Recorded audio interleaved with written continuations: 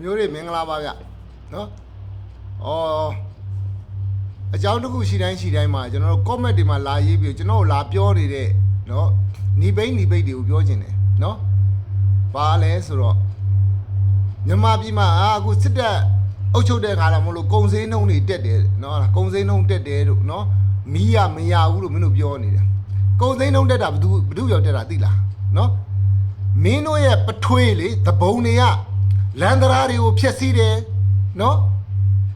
်လျှက်စစ်မီးတွေမရအောင်တာဝါတိုင်းတွေချိုးတယ်ဖျက်ဆီးတယ်အဲ့လိုတွေလောက်တာမင်းတို့မသိဘူးလား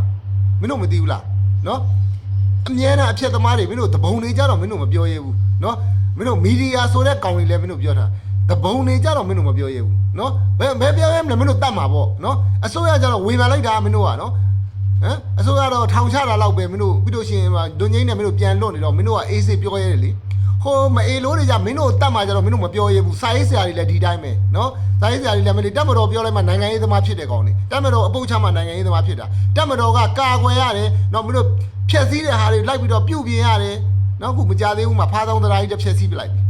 နော်ဖားဆောင်ကတန်တဲ့သရာကြီးဖြက်စီးသွားပြီဖားဆောင်နဲ့မဲဆင်းနဲ့သွားတဲ့သရာမင်းတို့အဲ့မှာ KI ဟိုတင်းကဆိုလို့ရှိရင် KMPP ကဖြက်စီးလိုက်ပြီငါ PDF ဆိုတဲ့ကောင်တွေနော်မင်းတို့ဘာအကျိုးရှိတယ်လဲနော်မင်းတို့ရှောက်ဖြက်စီးနေတာလေတာဝါတိုင်းဆိုလဲမင်းတို့မိုင်းခွဲဖြက်စီးလိုက်တာပ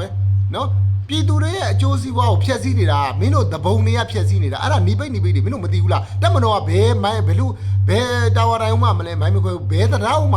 ဖောက်ခွဲမပြည့်စုံဘူးနော်လုံနေတာမင်းတို့ပထွေးနော်သဘုံတွေလုံနေတာနော်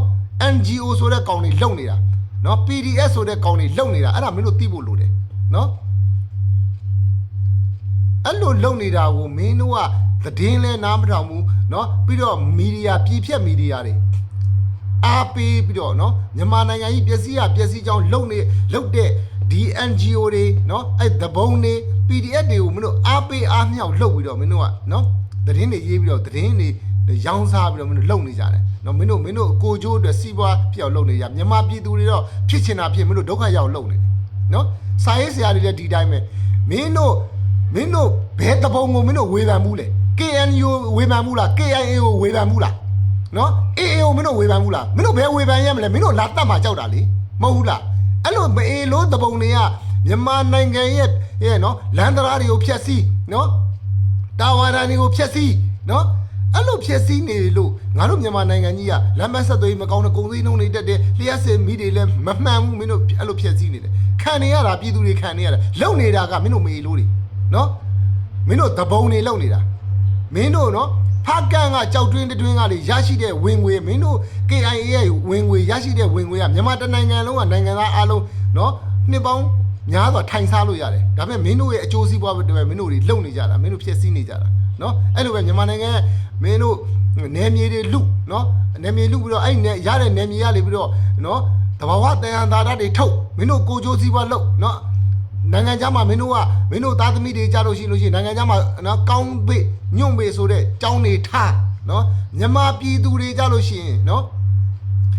ကျောင်းမတက်နဲ့ကျောင်းထွက်တို့နော်ရုံမတက်နဲ့ရုံထွက်တို့နော်အမှုပညာရှင်တွေလည်းပါသေးတယ်အဲ့ဒီမှာဟိုမအေလုံးအမှုပညာရှင်တွေလည်းပါသေးတယ်နော်မင်းတို့အကျိုးစီးပွားကြမင်းတို့တွေကြလို့ရှိရင်မင်းတို့သားသမီးတွေကောင်းတဲ့နေရာထားပြီးတော့ငါတို့ပြည်သူတွေကြမြန်မာနိုင်ငံပြည်သူတွေကြတော့စင်အောင်ငတ်အောင်နော်ပညာမတတ်အောင်မင်းတို့မျိုးစုံမင်းတို့လုပ်တာမင်းတို့တနေ့ကျမင်းတို့ဒုက္ခမင်းတို့ပြန်ပေးလိမ့်မယ်သိလားမင်းတို့တနေ့ကျမင်းတို့ဒုက္ခတွေမင်းတို့ပြန်ပေးလိမ့်မယ်မင်းတို့အာကုသိုလ်တွေမင်းတို့ပြန်ပေးလိမ့်မယ်နော်တနေ့အာကုသိုလ်တွေမင်းတို့အာကုသိုလ်တွေမင်းတို့ပြန်ပေးလိမ့်မယ်နော်အဲ့အာကုသိုလ်တွေမင်းတို့ပြန်ယူကြ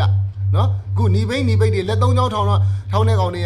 ကမေလာမှကြောင်းတက်မယ်ဆိုတဲ့ဟာတွေနော်ခုဘယ်နဲ့ရှိတာနော်ခုလည်းကြားလိုက်ကြတော့အမှန်ကြော်ခွပြီးတော့မင်းတို့ဟာလားဟိုစောင်းဝက်ဖြည့်ခြင်းတဲ့လူတွေကရှိသေးတယ်နော်